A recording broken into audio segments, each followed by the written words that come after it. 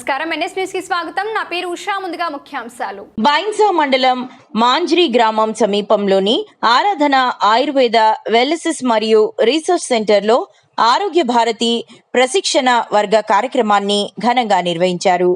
ఆరోగ్య భారతి రాష్ట్ర అధ్యక్షులు డాక్టర్ ఆర్ రామ్ సింగ్ మాట్లాడుతూ, దేశం ఆరోగ్యంగా ఉండాలంటే ప్రజలు ఆరోగ్యంగా ఉండాలని అన్నారు. రోజు 45 నిమిషాలు, వారానికి 5 రోజులు వ్యాయామానికి కేటాయించాలని తెలిపారు. రోజుకు 2 గంటల కన్నా ఎక్కువగా సెల్ ఫోన్ వాడితే అనేక మెదడు నరాల వ్యాధులు వస్తాయని అన్నారు. దేహం బాగుంటే దేశం బాగుంటుందని, ప్రతి ఒక్కరూ ఆరోగ్య జీవన శైలిని అవలంబిస్తూ జీవించాలని తెలిపారు.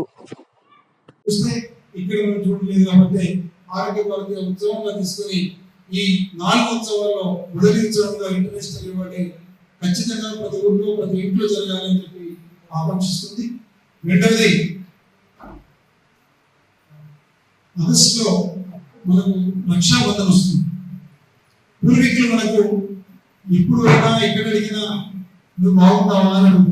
మన ఇంటి వరకు నువ్వు బాగున్నావా అంటే నీ ఆరోగ్యం బాగున్నదా అని అనుకుంటున్నావు, శరీరం బాగుందా, శరీరం బాగుందా అనుకుంటున్నావు. కాబట్టి మనకు ఆరోగ్య రక్ష పేరుతో మనం రక్షాబంధన కార్యక్రమం చూస్తున్నాం. అది రేపు వచ్చే రోజులలో ఆరోగ్య కార్యకర్త ప్రతి ఒక్కరు ఈ ఆరోగ్య రక్ష పేరుతో మన స్నేహితులకు, మన కుటుంబీకులకు, మన పక్క వాళ్ళకు, మన స్కూళ్ళలో ఈ ఆరోగ్య రక్షాబంధన కార్యక్రమాన్ని నిర్వహించే ప్రయత్నించారు. అదేవిధంగా సూర్యుని పోషకులు మనం సూర్యుని యొక్క ఉత్సవం ఒకటి ఉంటుంది, దాని రథసప్తమి అంటాం. రథసప్తమి రోజు సూర్య నమస్కారం చేయాలి. సూర్య నమస్కారాలు ఎవరు, ఎందరు, ఎక్కడ చేస్తున్నారు అనేది పెద్ద విషయంగా మన సమాజంలో. కాబట్టి రథసప్తమి రోజు అనేక కార్యక్రమాలు నిర్వహించాలి. ప్రతి సూర్య నమస్కారాలు సూర్యుని ప్రసన్నం చేసుకోవడానికి హనుమంతుడు చేసినటువంటి నమస్కారాలే సూర్య నమస్కారం. కాబట్టి హనుమంతుడు కూడా లేని, హనుమంతుడు కూడా ఆవరణంలో ఉన్న సూర్య నమస్కారాలు చేసే యోజన మనం చేయాలి. అది ఆరోగ్య భారతి యొక్క ఉత్సవాలుగా భాగం. కాబట్టి ప్రతి రథసప్తమికి ప్రతి ఊర్లో ప్రతి గుడి దగ్గర మన రథసప్తమి సందర్భంగా సూర్య నమస్కారాల పోటీలు నిర్వహణ చేసే ప్రయత్నించారు. తర్వాత అందరూ తెలుసు, కోట్లాది దేవతలున్నాము. అందులో సరస్వతి మాత అనగానే చదువు తల్లి అంటాం, ఆరోగ్యమే మహాభాగ్యం అని చదువుతాం. మరి ఆరోగ్య దేవత అంటే చాలా మంది తెలుసుండొచ్చు, నేను తెలియని వాళ్ళు చాలా మంది. భగవాన్ ధనవంతుడు ఇప్పుడు చేసాం. ఎప్పుడైనా ధన్తెరస్ అనే ఒక కార్యక్రమం ఉంటుంది నా సంస్కృతిలో. ధన్తెరస్ రోజు కలుషాన్ని పెడతాం. కలుషాన్ని మన ఆరోగ్యానికి ఇచ్చిందాం. పెద్దల ఊళ్ళోకి వస్తే కలుషంతో స్వాగతాలు, కలుషాలు తీస్తే స్వాగతం చెప్తాము. ఇది మా సంస్కృతిలో భాగం. కలుషమే ఆరోగ్యానికి ఇచ్చిందాం అని చెప్పి మనము ఈ ఆరోగ్య దినోత్సవం పేరుతోటి ఇంటర్నేషనల్ ఆయుర్వేద దినోత్సవం కూడా మనం చేస్తున్నారు. మాత్రం అది ధన్వంతరి దినోత్సవం, ధన్తెరస్ అనే రోజు కానీ, లేదా మనం చూసి ఆరోగ్య భారతి సూచించిన రేపు రోజు ఒక వారం రోజులు ప్రతి ఇంట్లో, ప్రతి గుళ్ళో, ప్రతి ఊళ్ళో ధన్వంతరి యొక్క జయంతోత్సవాలు జరపడానికి ఇవి 4 ఉత్సవాలు మనం పూర్తి చేసాం. ఇవి కాకుండా మనం ఆయామాలు అంటాం, అనేక వేరే వేరే సమయాల్లో కూడా కార్యక్రమం చేయాల్సి వస్తుంది. అది మీకు వీలుని బట్టి. ఒకవేళ స్కూల్లో పనిచేస్తున్నారంటే స్కూల్లోనే కార్యక్రమం, పాఠశాల ఆరోగ్య విద్య లేదా పాఠశాల ఆరోగ్య దినోత్సవం సంవత్సరం ఒకసారి ఇస్తాం, నెలకొకసారి లేదా వారానికి ఒకసారి ఆరోగ్య దినం అని చెప్తాం. ఆ రోజు విద్యార్థులకు ముందు రోజు ఒక మాట చెప్తాం, నువ్వు కరోనా గురించి చెప్తావా, మలేరియా గురించి చెప్తావా, టెంపర్ గురించి చెప్తావా, ప్రిపేర్ అవుతాడు అబ్బాయి, ప్రేయర్ వచ్చి 5 నిమిషాలు ఈ రోజు ఆరోగ్య దినోత్సవంలో నేను కరోనా గురించి చెప్పదలుచుకున్నాను చెప్తాను, టైఫాయిడ్ గురించి చెప్తాను. అట్లా మీరు ఒక ఉపాధ్యాయులే అంటే ఆ వారానికి ఒకరోజు గురువారం శుక్రవారం పెట్టుకుని ఆ రోజు ధన్వంతరి యొక్క ఫోటో ప్రేయర్లో పెట్టుకొని మనం పూజ చేయించి విద్యార్థుల ద్వారా ఆరోగ్య విద్యను అందించే విధంగా స్కూల్ ఎంత డే పేరుతోటి మనం వారానికి ఒకసారి లేదా సంవత్సరం ఒకసారి ఉత్సవాలు చేయొచ్చు. తల్లిదండ్రులు మనం పిలుస్తాం స్కూళ్ళలో. అప్పుడు వాళ్ళు పిలిచినప్పుడు ఈ ఆరోగ్య దినోత్సవం కార్యక్రమం, పాఠశాల ఆరోగ్య దినోత్సవం పేరెంట్స్ మీటింగ్ పెట్టి ఆరోగ్య భారతి లేదా మీకు మీ స్కూల్లో పెద్దలు కానీ లేదా మీ సమాజంలో కానీ డాక్టర్స్ ఉంటారు, వాళ్ళని పిలిపించి ఆ రోజు కార్యక్రమాన్ని నిర్వహించవచ్చు. ఈ మధ్య సడన్ హార్ట్ అటాక్స్ కరోనా తర్వాత యంగ్ హార్ట్ అటాక్స్ చాలా ఎక్కువ. దానికి మనం సిపిఆర్ ట్రైనింగ్స్ ఈ మధ్య మా డాక్టర్స్ తోటి అందరితో హెల్ప్ తీసుకుని దాదాపు ఒక 10,000 మంది విద్యార్థులకు మనం సిపిఆర్ నేర్పించాం. సిపిఆర్ ప్రతి వ్యక్తికి సిపిఆర్ కావాలి. మెడికల్ కాలేజ్లో చదివే ప్రతి విద్యార్థికి ప్రత్యేకంగా ఒక సర్టిఫికేట్ ఇస్తారు. సిపిఆర్ సిపిఆర్ తెలియకుండా మనిషి ఉండకూడదు.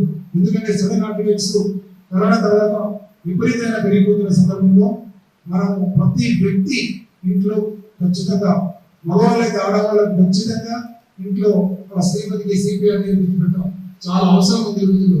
ఇలాంటి కార్యక్రమాలు గ్రామాల్లో చేయొచ్చు, స్కూళ్ళలో చేయొచ్చు, మందిర కేంద్రాల్లో చేయొచ్చు, సామాజిక యూనిట్లలో చేయొచ్చు. సిపిఆర్ శిక్షణ శిబిరము ఆరోగ్య భద్రత ఆధ్వర్యంలో పెట్టుకోవచ్చు.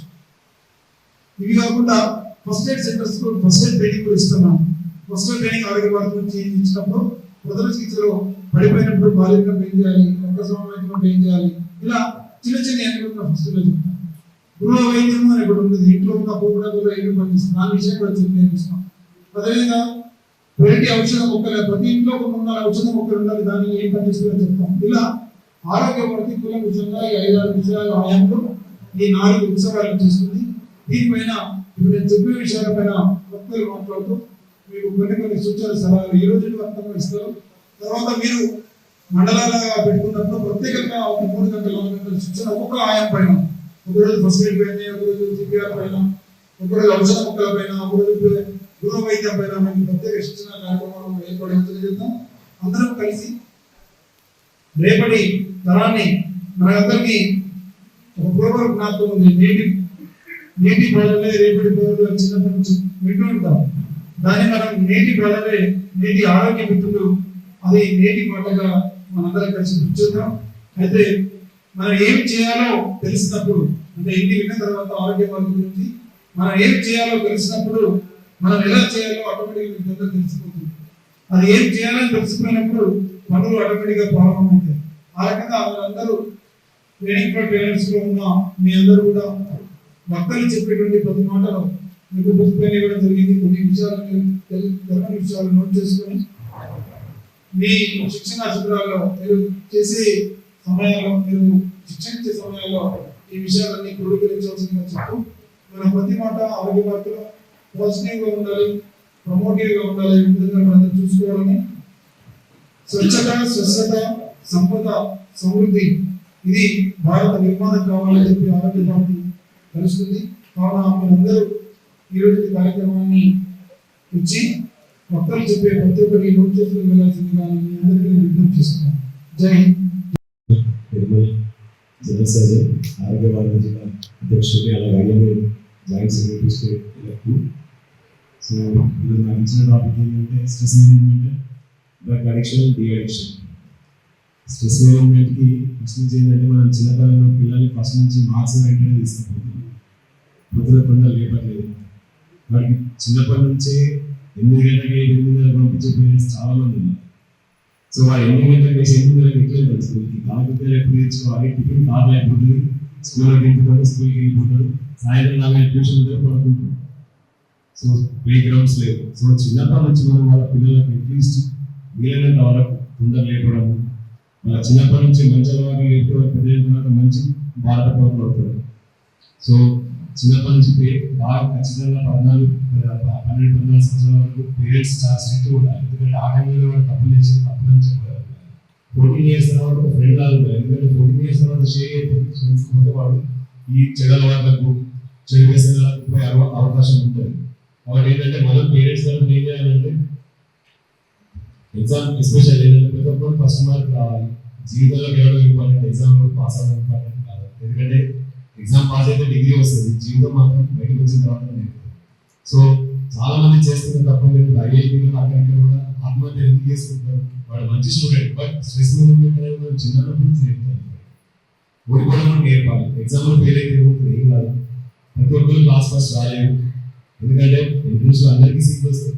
టాప్ 10 అనేది ఒక ఐడెంటిటీ, చదివిన వాళ్ళకి గుర్తింపు. అంతేగాని దాన్ని మనం చాలా వరకు ఏం చేస్తున్నాం, వాళ్ళకి చిన్నప్పటి నుంచి ఒత్తిడి వేస్తుంది. మీరు వేరే దేశాలకు వెళ్తే ఆస్ట్రేలియా 6th క్లాస్ వరకు వాళ్ళకి ఎగ్జామ్స్ లో గ్రేడింగ్ ఉంటుంది.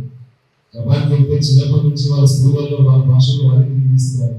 వాళ్ళ ఫుట్బాల్ వంట వేయడం అనేది ఆడవాళ్ళకు మాత్రమే మన సొసైటీ నేర్పుతున్నారు. తప్పు. ఎందుకంటే వాడి అమెరికా నుంచి, హైదరాబాద్ నుంచి హోటల్లో ఫుడ్ ఉంటే, నేను రీసెంట్గా మా పాపతో నీట్ ఎగ్జామ్ కోసం 10 days హైదరాబాద్లో ఉంటే ఫస్ట్ 2 days ప్యాకింగ్ పెడితే ప్రతి ప్యాకింగ్ ప్లాస్టిక్, మంచి హోటల్స్.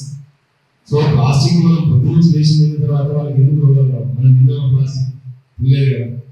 సో పిల్లల పిల్లలకు చిన్నప్పటి నుంచి మంచి అలవాట్లు, మంచి ఫుడ్, మంచి నిద్ర, ఇంకొకటి ఏంటంటే కొంచెం స్పిరిచువల్ కూడా ఉంచాలి. అయితే వాళ్ళు స్ట్రెస్ మేనేజ్మెంట్ చేసుకోవాలి. స్పిరిచువల్ ఉంచలేకపోతే ఓన్లీ చదువుకొని స్ట్రెస్ మేనేజ్మెంట్ రాదు. మంచి ఫ్రెండ్స్ ఉంచాలి. పేరెంట్స్ కూడా ఇప్పుడు ఏంటంటే న్యూక్లియర్ టాపిక్స్ అవుతున్నాయి కాబట్టి స్ట్రెస్ మేనేజ్మెంట్ ఇంతకుముందు నుంచి ఉన్నప్పుడు మనం చిన్న ఉన్నప్పుడు కానీ దానికి మనం డబ్బులు ఎక్కువ పెట్టి మనం రోగం తెచ్చుకుంటున్నాం. కాబట్టి ఇంత టైం ఇది కూడా ఎందుకు తీసుకుంటున్నాం అంటే ఫుడ్ మార్పులు రావడం మంచిదే, కానీ మంచిగా వస్తే బాగుంటుంది. ఫుడ్ అలవాటు అనేది మనం తినే పదార్థాలు అనేవి మనం మంచి తిని ఆరోగ్యంగా ఉండడం అనేది చాలా ఇంపార్టెంట్ అనే విషయం. కాబట్టి మీరందరూ ఈ విషయంలో అందరికి ట్రైనింగ్ ఇవ్వాలి. ఇప్పుడు మా ఊరికి నేను మొన్ననే పోయినా, చాలా రోజుల తర్వాత, అంటే ఊరికే పోయినా కానీ ఫుడ్ హ్యాబిట్స్ ఎట్లా మారినాయంటే మా వాళ్ళు ఏమంటారంటే నాన్ వెజ్ తప్ప మీకు తినం సార్, మీకు ఏదైనా భోజనం పెడితే నాన్ వెజ్ ఉండడానికి మొదలవుతుంది. దాంట్లో కూడా